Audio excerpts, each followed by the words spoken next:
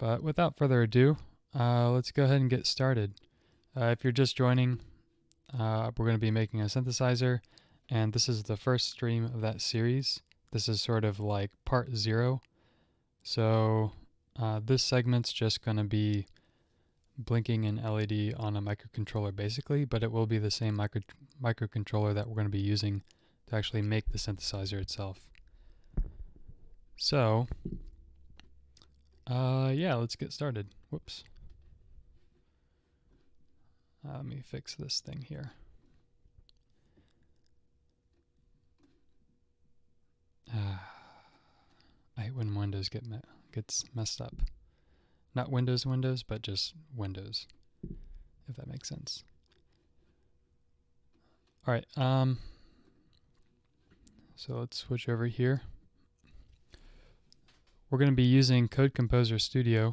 The reason for that is because what we're going to be building this thing with is going to be a microcontroller. This is going to be an analog style synthesizer, but it's still going to be a digital synthesizer. This thing, you can clock it up to 48 megahertz, which is more than enough for what we need. And as we get further along, I'll show you what all is going to be in the synthesizer.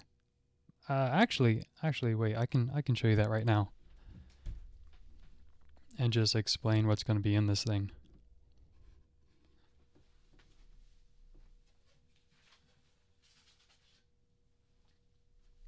So I actually started this project a little while ago, and by a little while ago I mean at Christmas, and then school got caught up, or I got caught up with school, so that didn't really work. Let me flip back over here. Basically, if you know anything about the Moog synthesizers, they have a common layout for a lot of their synthesizer types. This one is actually very similar to, let me pull up here just so that way I don't tell you guys the wrong thing. This thing is styled after what they call as the sequent 37 or the subsequent 37.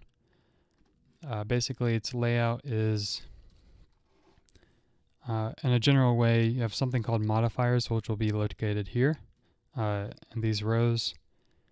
You also have your oscillators here and here. And then you have a mixer board. So mixer of oscillator 1, mixer for oscillator 2. This one will actually be a mixer for this one will probably be, one of these will be a noise, one of these will be an external input. Then we have our filter board. This one that I'm building will have a third order low pass filter and a first order high pass filter. Then you have at the very end ASDR envelopes, one for the filter, one for the amplitude, and then a volume knob at the end. There's an on switch. Over here, what we have are things which will control the MIDI input. So this won't have keys to it. This will actually end up having, it'll be connected to a MIDI keyboard. And everything's kind of laid out to go this direction. So you have MIDI input, and you have things to change your MIDI controls. Then check to see if you have oscillators. Then you do the oscillation, throw the output, or mix it, throw that output through the filters, and so forth. So over here has to do with MIDI stuff. This has to do with what's going in. So there's going to be an arpeggiator on this thing as well. This will select arpeggiator direction and so forth, and speed. And then after the MIDI signals go in and are moved to frequencies, then this knob is going to be for a glide setting, or a portamento, I think is what it's called. Whatever. It's a glide. And what that is if you hit one key and then you hold that key down and hit the next key, it'll slide the frequency up instead of play two distinct notes. They're going to be sort of connected together. And there's all these switches and stuff as well. I'll get into that later as we do more programming. The arpeggiator, or actually it's not going to be an arpeggiator, it's actually just going to be a sequencer, is going to be controlled here. There's 16 of these buttons. So the idea is that you push which step in the sequence you want there to be a note, and you hit the key. When you hit the key, it'll automatically move to the next one. If you want to break, you tap the red button and you get a pause. So that's sort of the idea. This thing's a mess, but we'll get to that later.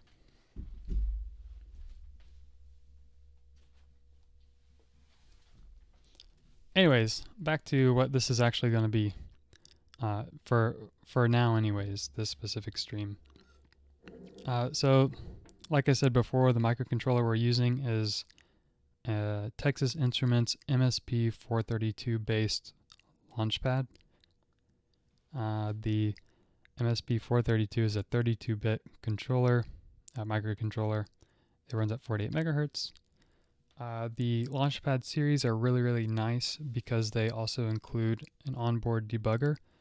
So if you're used to Atmel chips or something like that, you can get a separate debugger, which is extremely expensive, or you can make your own with another microcontroller, but it's going to have very limited functionality. This connects very well with their Studio Suite, which is Code Composer Studio. You can do energy traces and see what's being drawn from it. You can pause the code in real time and step through it. The assembly part of the code anyways. Actually, I think the C code to some extent. But anyways, sound like a broken record here, but we're going to make this thing blink. So it's already blinking. I just did a test code, but we're going to start from scratch, and I'll show you what's going on here. So in Code Composer Studio, we go to New, Code Composer Studio Project. The target is a MSP432 based controller. This is the P401R version. This is just going to be Blink as the name. You can use the default compiler toolchain. Don't mess with that. We're just going to do with a main C file because we have to make that anyways. So here we are.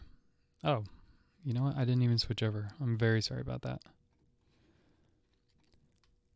So actually I can do that again really quick. So File, New, Code Composer Studio. Target is up here, MSP432.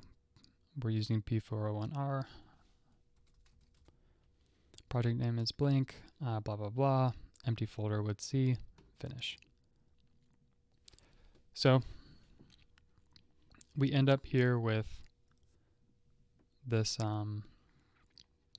sort of page we're starting with. We're going to add something here. That is a set of libraries specific to the MSP432 family. It just makes some things easier.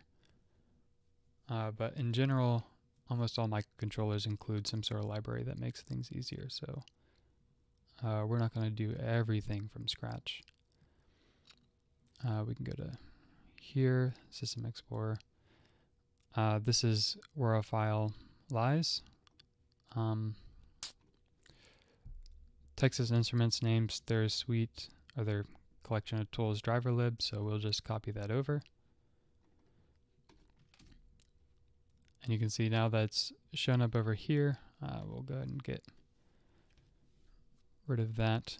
The other thing that we need to do is add this to the compiler path. So we'll go to Properties. And oh, you know what? I just realized I don't think you see all the windows that I'm doing here. It's okay. I'll just narrate what I'm doing. So we have to include the driver lib path over here. If you're watching this later on and you decide you want to try this out, you go to Properties for your specific project. Under Build ARM Compiler, there's a tab that says Include Options, and you just add the path to the driver lib files.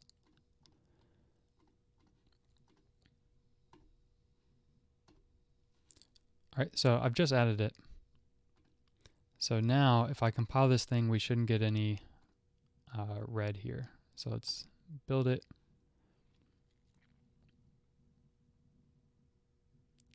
And it's going to go a little bit. Cool. So we don't have any issues there.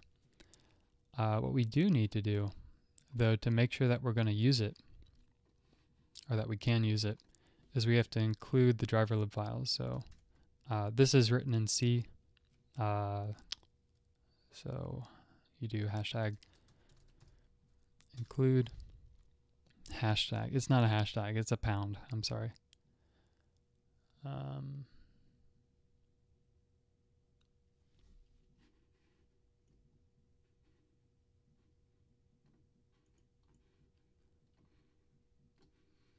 Yeah. So include driver lib. That's the main folder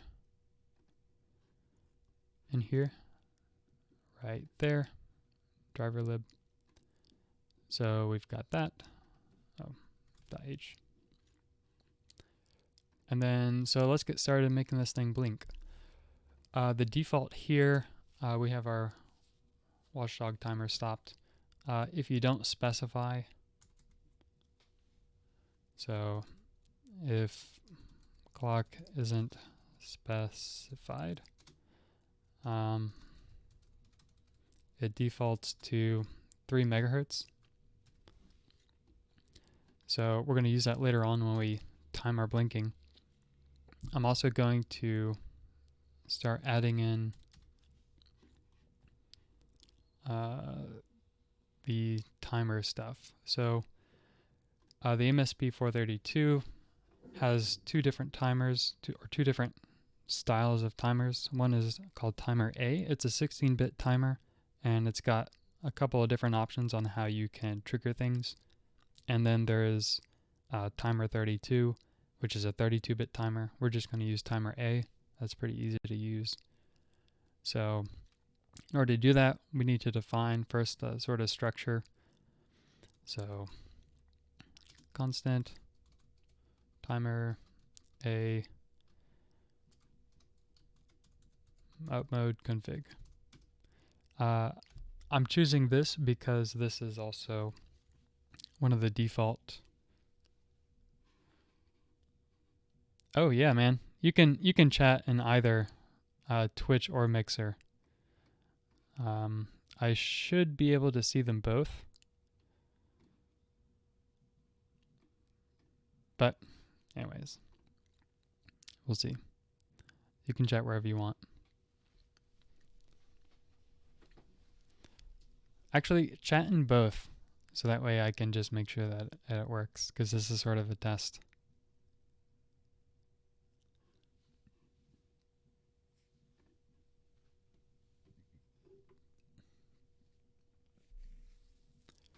But anyway, so we're going to choose timer A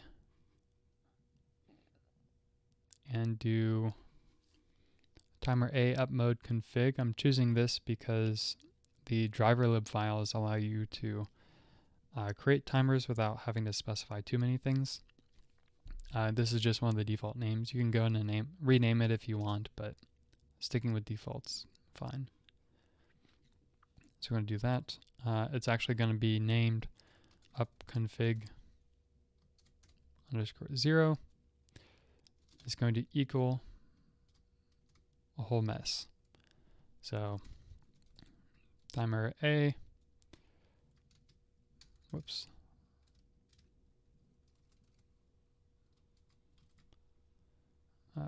Clock source. The source of the clock is going to be the submaster clock. The master clock is running at 3 megahertz. The submaster clock you can configure to tie things into. So you can have timers, you can have MIDI channels, not MIDI channels, communication channels tied to the submaster clock or a different clock if you want. But the master timer just goes directly into a bunch of different clocks that you can set at different speeds, and some you can tie to command other things. So timer A clock source, submaster clock is SMCLK. Then we're going to do a divider on it because 3 megahertz is way too fast to slow down to speed for 16-bit timer. So we're going to slow it down. We're going to divide it by 64. Timer A, clock source, and this is divider 64. So at this point, what we have is we have a 3 megahertz clock. It's being divided by 64. So what we can do now is calculate exactly what we want things to be. So we have 3,0,0,0,0,0,0, that's 3 megahertz, divided by 64. So there's 46,800 and some change ticks that's going to enter the timer A sort of stuff every second.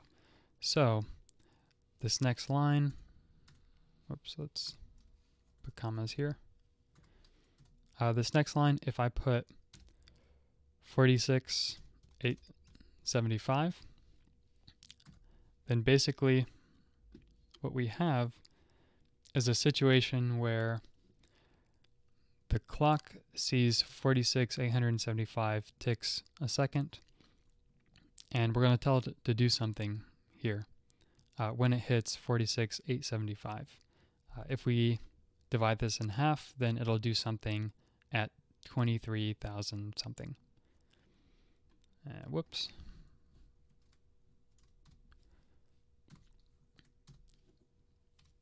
Now the mode that we're going to configure it in, we're going to disable the interrupt here.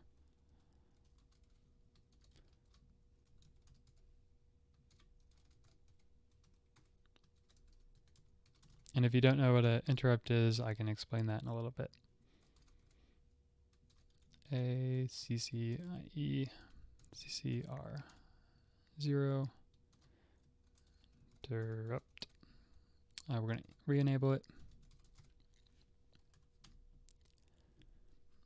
And so this just in general disables the interrupts and then enables the specific one we want in one of the control registers. And then we're going to do a clear to clear the counter. So timer A do clear. These also, to give you an idea what these are, well, let's build it. Okay, we'll have to wait a little bit until, const is what I meant.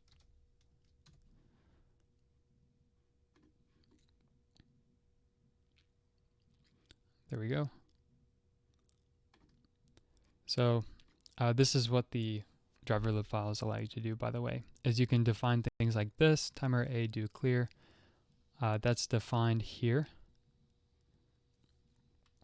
And it just references clear the control directory sort of set of bits. And this is defined as a 16-bit number.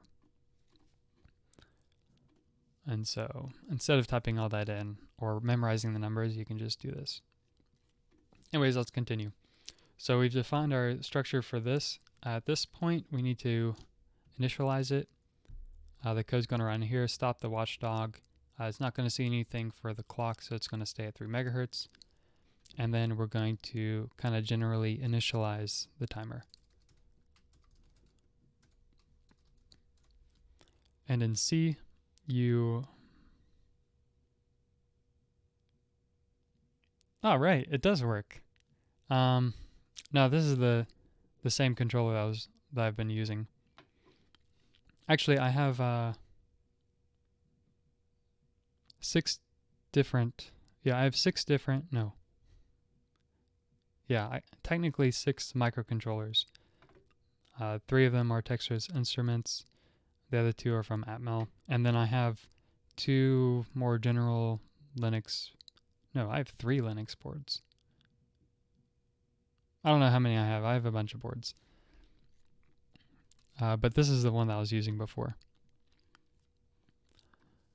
So in C, the compiler, once it hits main, it's going to start looking through here. And it's going to see an init timer, and it's going to try and do something with it. But it only does that when it hits main. Otherwise, it starts at the top, and the compiler moves downwards, putting things together. So if it hits main and sees a function declaration before it's actually defined, then it's going to see that and be like, I don't know what this is. It didn't appear yet.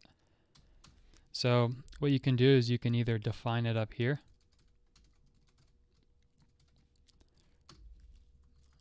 Whoops. And then write some code. But here we're going to do things a little bit differently. You can also instead just say that and just say that it exists. And then down here, you can specify the timer. So timer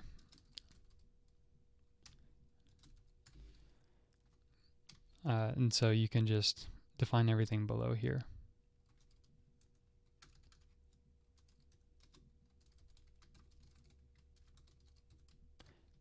For those of you who don't know, void is just a general nothing belongs here sort of thing. So nothing belongs in the input, and there's no defined output, so it's also void.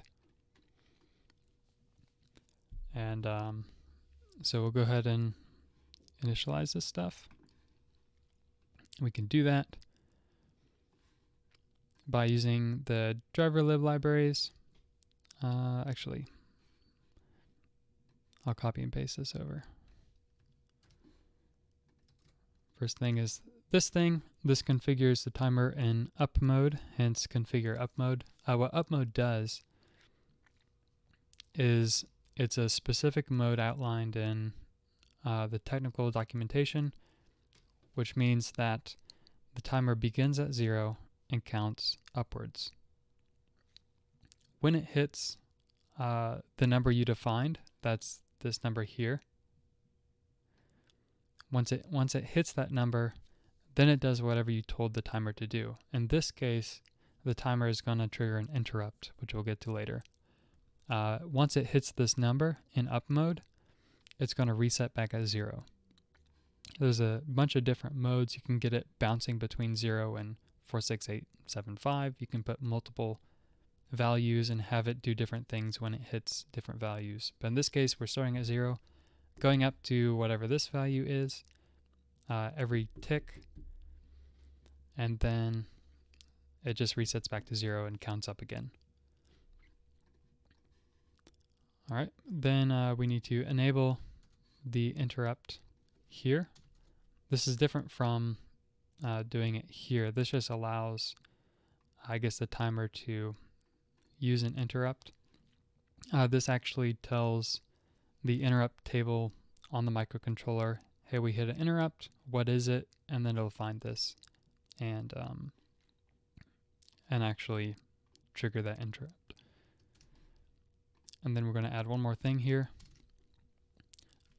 Start counter. So when it hits this code, it's going to start the counter. So when main starts, when it's done executing init timer, the timer will be at 0 and it'll be counting up. So we've got that. What's an updog? What's updog? So at this point, we have almost all of our code needed. The only thing left is the interrupt routine. The interrupt routine, we don't need to do this declaration because it's not called at all in the code. Actually, what happens is when the interrupt is triggered, it says this kind of interrupt for the timer is triggered. Let me go look in a separate table that's not in this code, but it's actually on the microcontroller. And when it finds that code, it's going to say, oh, this is the interrupt. We're going to call this function. And this is the function that it looks to call. If this isn't here, then it looks for it, it doesn't exist, and then the whole code gets halted. If it does find it, it executes this really quick and immediately goes back to what it's doing. The reason why it's called an interrupt is that when you sit there and an interrupt is called, it stops and records. Actually, I don't know if it records in location, but it pauses whatever it's doing in the current code as soon as it finishes executing whatever assembly instructions were sent to it. And so it stops it right there. Then it copies and pastes the code in here to run. And I think here this routine takes 7 clock cycles for that to happen, something like that.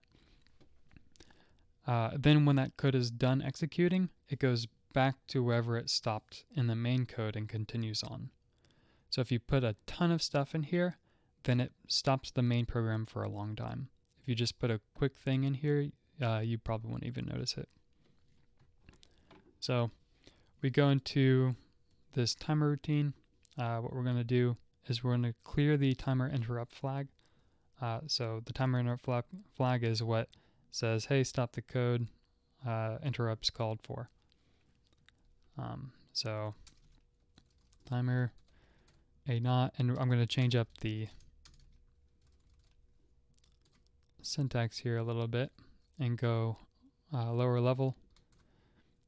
For the timer a not control register, so CCTL, which is this one, we're going to look at the first, I guess, 32-bit word in there, and then assign this sort of thing. Change some values in it. So timer A, CCTLN, CCIFG. That's clear interrupt flag, yeah. And this is all defined in the driverlib library. No, not the driverlib library. This is all defined in the technical reference manual. You can also find exactly what it is if you hover over it. And you can see all the registers if you open up the manual. Anyways, if you don't do this, if you don't clear it, then as soon as it exits, it still thinks the timer interrupt is triggered. So it'll keep going through here. Actually, it may not continue going through. It may just recognize it never got cleared and halt the program. But anyways, you have to clear it. And then what we're going to do here is tell it to do something. So let's go back up here. We're going to create a global variable. Because this is outside of all the code, the only variable this can affect are global variables. So we're going to do some basic unsigned integer.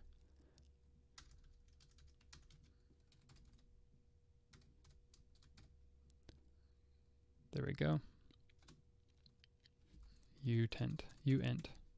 This is unsigned int. And this is going to be blink equals 0. So this is our global variable. We want this thing to blink on the pulse of the clock. So when we get into the interrupt, we're going to say blink equals 1. So it's going to sit here in the main. Oh, sorry, let's add a while loop here. forever while loop. So it's going to start and just sit in this while loop. And eventually when the timer goes off, it's going to go into this code, change the value of blink, and then return and sit here in this while loop. So what we want to do is do a if statement. So if blink is 1, so if the timer changed the value of blink, reset to 0, and do something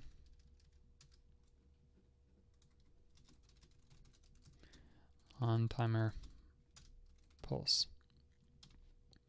So we've got the timer working now.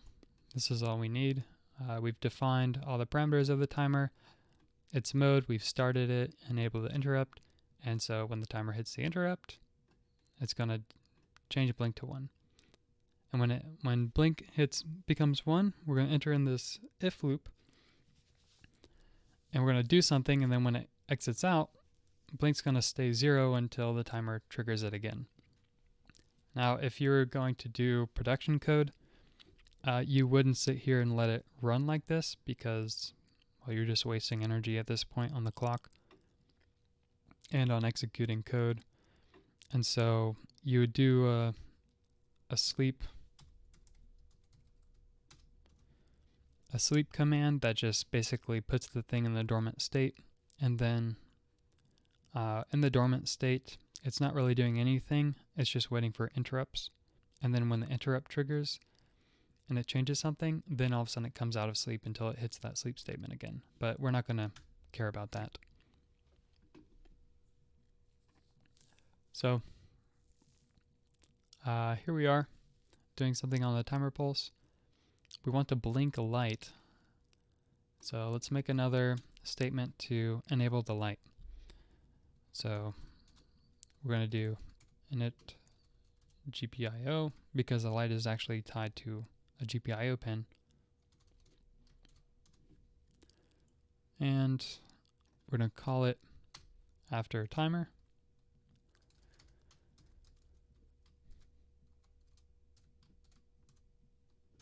Whoops. And this is going to just set up the GPIO pin for us.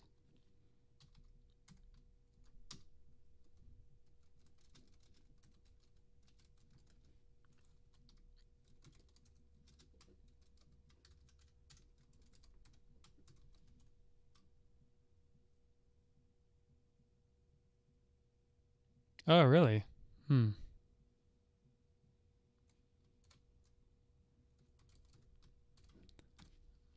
Well, let's...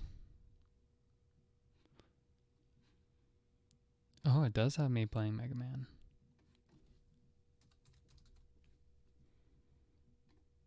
Let's change it. Alright, how about now? Am I still playing Mega Man?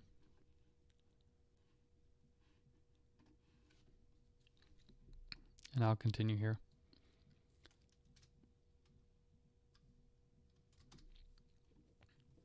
To set up the GPIO pins, there's a couple things to get working here. One is to select its mode. GPIO is not, the GPIO pins are not just GPIO pins. These pins all have different peripherals, just like any other microcontroller. Sometimes they're for communication, sometimes they're for just general purpose and out, and sometimes they have very special functions, like you can use them to trigger inputs. So if something goes high or goes low or whatever, then you can force the microcontroller to stop and do something else. So we need to select this for just general purpose and out. So we're going to be using port 1. Port 1, there's just a bunch of different ports. Each port has 8 pins because there's a 8-bit register associated with each port, and those register values affect what happens in it. So we're going to go ahead and set the first one to, we're using pin 1, or pin 0, which is in the first bit. So we're going to select the P1 select 0 register.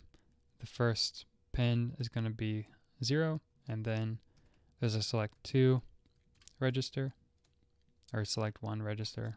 There's a select 0 and select 1. And it's actually going to be set to the same thing.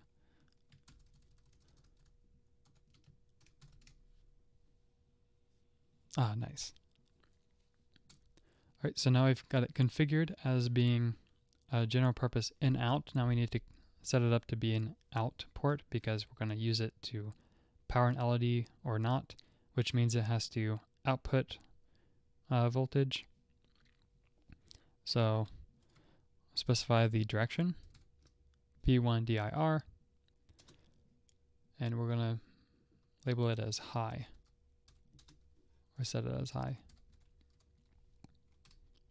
All right, now one more thing. We have to say what it's going to be, because right now it could be whatever. So P1 out is what we're going to say is out. If you specify it as 0, then it's low. It's at ground level. If you specify it as 1, then it becomes high, which on this board is 3.3 volts. So I'm going to set it as 1. Or, sorry, set it as 0.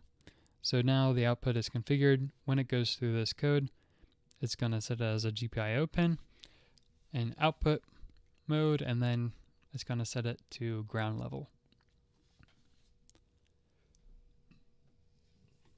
All right, now we have everything we need. So let's say we're going to make the thing light up on the timer pulse. So P1 out, and we're going to toggle it with a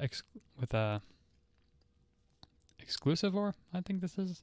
I forgot which is which, but anyways, I'm not a pro. We're going to do this. What this does is it does a bitwise compare. So this is the same thing as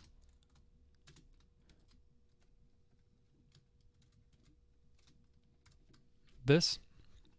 What this does is every bit that's being compared here gets compared with every bit here.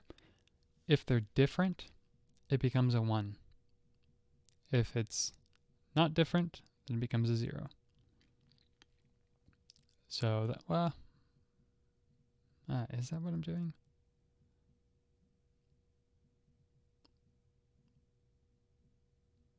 I don't remember. We're doing something like that. Anyways, you can correct me later. It's been a while since I've done this.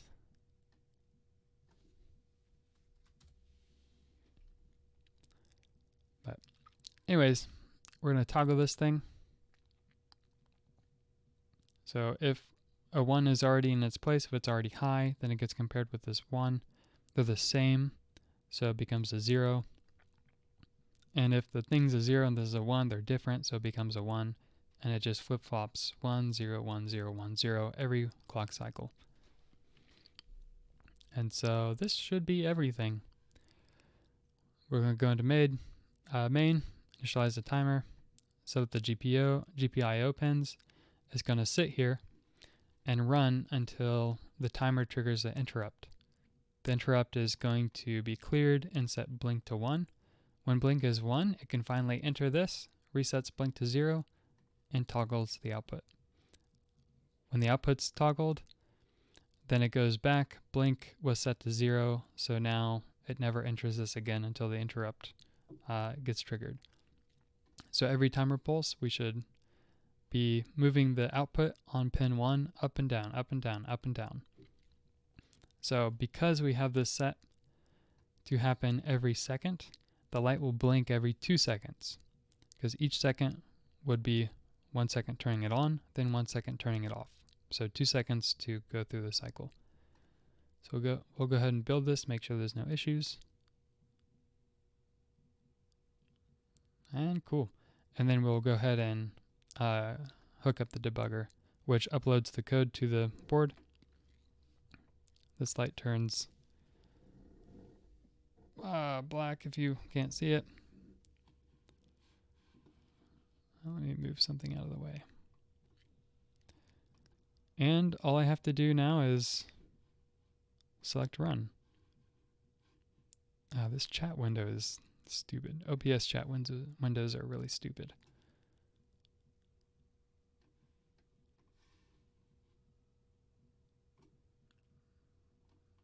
It prevents me from seeing what I'm doing. Anyways. Whoops, wrong one.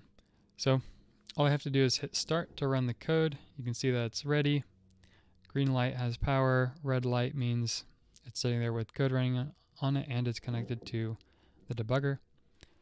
So let's start it. And so now we have this light blinking every 2 seconds. If we want to change this and make it blink faster, say instead of every 2 seconds, want to blink every 1 second, 2, 3, 4, a little bit faster than every second. And let's do 10 times a second. Boop, there we go. We can re-upload this and we'll see it change.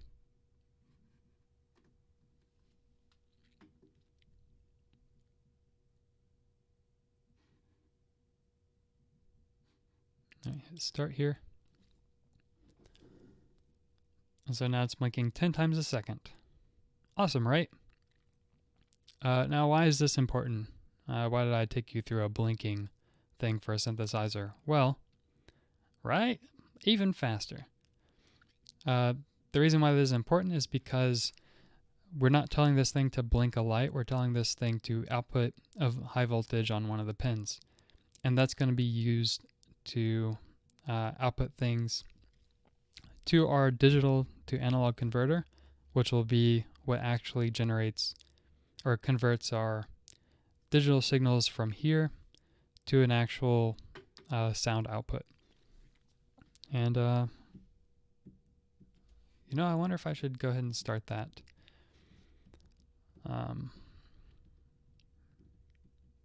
What time is it? Oh yeah, 3:14. 3:14 p.m. over here. We have plenty of time.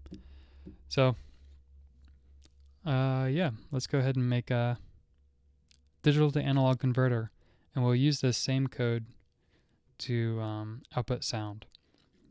Oh, the timer is important as well. The timer is what is going to help us time our output. So, if you want to generate, say, a sine wave that just goes up and down, then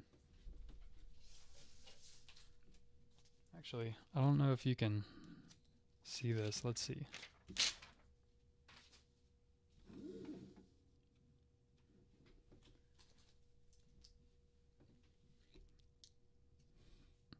Is this visible? Oh, it's super tiny. Ah, well. Maybe I can do something bigger.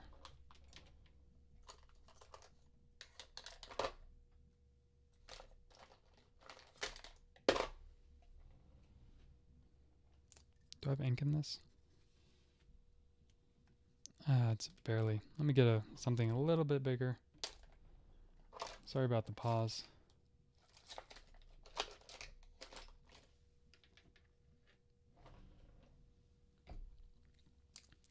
So if you want to generate a sine wave from something digital, this thing can only generate distinct pulses, hence the digital.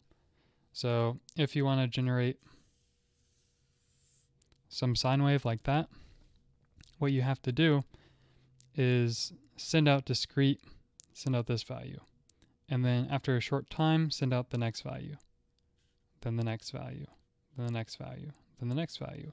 And so actually what you're sending out to the digital to analog converter are a bunch of pulse signals that are like this.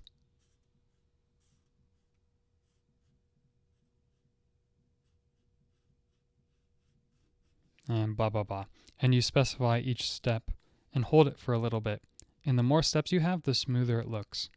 This is the same concept as how you see your computer monitor. It's a bunch of little discrete pixels, but when you get a bunch of tiny pixels together and you set them to be different colors, they can look like a smooth color gradient or something like that. So anyways, a digital to analog converter takes digital signals, and because this thing can only output 0 or 3 volts, we're going to get it to output intermediate voltages like half a volt or 1 volt. And that's the whole purpose of a digital to analog converter. So yeah, I'm going to stop it here to separate the video, and I'll restart it, and we'll make the digital to analog converter. So yeah. If you're watching, don't go away. I'll be right back in like 1 minute.